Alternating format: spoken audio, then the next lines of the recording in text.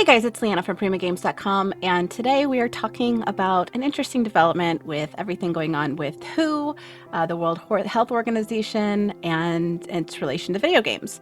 Now, I remember last year, everybody was talking about how WHO declared video game addiction a real thing. And though some of the aspects that they talked about in their study were accurate, I mean, anything technically can become addictive and anything in overt excess can be considered harmful to daily routines. But that did not stop from mainstream media like Fox and CNN and things like that from taking what WHO suggested and guidelines presented in their original argument and twisting it to kind of formulate to the normal narrative that we've heard for years and years and years about how video games are the source of everything bad in the world and gamers are to blame for all of the crap that's going on and all violence and everything not peaches and rainbows is all comes down to video game consumption and players that are quote unquote obsessed with these digital adventures. What's interesting, however, is now with COVID-19, a lot of people worldwide are forced to stay home in forced quarantines, self-isolation, social distancing. And because of that, the Director General of WHO, which is Dr. Tedros Adhanom, which I probably totally butchered that name. If you're listening, I apologize. But he came out recently to USA Today and said that WHO is recognizing the benefits to video games and recommends that everyone jumps into the gaming pool to stay inside while staying emotionally and mentally active. This also gives a good pastime. It makes time go by quicker, which gamers, we've known that since the beginning. But it's interesting to me that now I'm having these conversations with family members and some people that are outside of my circle that are now talking about video games as if they're like the savior, which is what is interesting to me about that is these are the same people that my entire career have been telling me that video games are the source of evil and they're negative and there's nothing good with them. You know, I've been working in gaming journalism for about 15 years now. I've been doing editing, I've been doing marketing, I've been doing, PR, I've been doing journalism, and I've seen every aspect really of this industry and the reaction to this industry, both within people in the community and people outside of it. And it's just very incredibly interesting to me to hear, there's a lot of people that are ages 40 and up that are suddenly, revolutionized to the world of gaming as it's this big revolutionary thing that's going to save us all from boredom and torment and self-isolation craziness, which, yes, I absolutely agree. And I'm not discontinuing that or discounting that at all. But it's just a very strange and immediate pivot from previous expectations and attitudes towards gaming and gamers in general. I think that's what is kind of a good indication too of how, we all know the global pandemic, it's continuing to spread. We're exceeded over 1 million cases worldwide. It's not showing any signs of slowing down. People are not respecting the isolation. People are breaking quarantine. People are still being a little selfish when it comes to, daily activities without really caring who it affects or respecting the fact that people are trying to adhere to these guidelines that WHO is projecting out, not rejecting, but it really kind of gives gamers this justified I told you so moment, because for so long we've seen news stories of shootings being blamed on video games and drug dealing and drug consumption being blamed on video games and sexual assault and assault in general. And basically anything that's negative that's attributed to human behavior has been linked back to video games one time or another in popular media. And because the core demographics of a lot of these websites and a lot of these mediums, such as, again, Fox News, you're hitting that post-millennial, premillennial crowds. You're hitting also the demographic of 65 and up. Players that are not players, but people that are above 65 years old. There are obviously gamers of all age. I'm not saying that. But the general mindset is pre-video games. And so anything new is considered kind of a waste of time. The appeal isn't necessarily landing the way it should or the way it does with younger generations.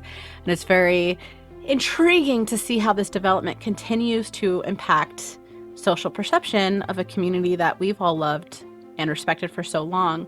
And it really goes to show that things are changing. COVID-19, we did a previous video about how this is going to change the gaming industry forever in terms of development, the marketing process, the hype process. Now more than ever, people are relying on streamers because streamers are purely remote, so it's a little bit safer to get the same messaging out. But it's gonna, we're seeing a lot of these big events being canceled, and it definitely has a big impact on many industries, not just gaming. But we're Prima Games, so we're going to talk about the gaming side of it. But what's really, truly fascinating about this is seeing the complete 180 that we're seeing with a lot of the attitudes. Gaming being a positive source of mental health, vacations, and being a source of creativity. And there's tons of studies proving that video games, especially with, younger kids that are still developing, is great for being able to promote being able to multitask, decision making, morality spectrums. There's a lot of positive reinforcements to prove that video games, in moderation, just like anything, wine is good for you in moderation. That doesn't mean go out and chug 20 bottles of it. And the same thing as gaming. Don't put your mortgage up to get gyms and an online game. It's just moderation, just like everything. There's no need to take it to an extreme. But it's really genuinely fascinating to see how a lot of these markets, these target niches in society, like the older generations, again, the mainstream news, the political agendas, how they've all up until this point been very anti-video games, anti this movement, anti this media, anti this narrative and creation design, and now seeing them being very pro it. You're not seeing the negative video game stories anymore. You're not talking about my kid's addicted to Fortnite and I'm pulling them from school. You're not seeing the bullying. You're seeing gaming as a whole being perceived as a very wholly positive thing. But I've noticed some people are talking about it, and some medias are talking about it as if it's new, as if gaming has just randomly propped up. This is the year of online games, and that couldn't be further from the truth. But it does kind of go to show that juxtaposition between the two ideas of, is gaming good or is it bad? And I think the big pivotal turning point is WHO coming out and saying, I don't care who you are, I don't care what your age group is, if you're stuck in isolation, video games are a great way to keep your mind engaged, keep you from going stir crazy. They're great for balancing out mental health, perceptions of daily reality. They provide a good and safe distraction away from some of the more horrifying things going on right now in the world. Basically saying everything we've been saying for years, since basically the dawn of video games. And it's going to be very interesting, and I know I keep saying that word, but it's going to be very interesting to see how this evolves even more in terms of public opinion, and if this stays. Because a lot of times, and not to be nerdy, and I know a lot of people are going to be like, oh, Leanna figured out a way to tie in Mass Effect again, because I'm definitely known for doing that. But, in Mass Effect 3, there's a big narrative about, the Solarians hyping up the Krogan and giving the Krogan resources and quote-unquote uplifting them when they needed them. And then when the need for them was done, they were ostracized, kicked out, and basically bunted to the point of extinction because of the genophage. And it's going to be a very tumultuous path, because I could see with the sudden uplifting of video games in terms of public appeal, will it continue that? Will people remember gaming as a medium, as the savior during this time to prevent people from kind of going insane in these self-imposed isolations? Or is it going to, or they're going to, popular mainstream media going to feel the need to pivot even more to kind of revert their previous support of this medium? Because this has been a huge scapegoat for a lot of tragedy that happened all over the world. And now that scapegoat's not there. And if anything in society teaches us is we need scapegoats. We have to have somebody else to blame no matter what. And that's something that I'm worried is going to happen. I'm worried with so much positive attention on gaming and a reversion on the previous stance of the go-to scapegoat for anything wrong in the world. Are they going to make up for this momentary truce by pivoting even harder, attacking the gaming community even harder? Or is this a definitive turning point in society in terms of media?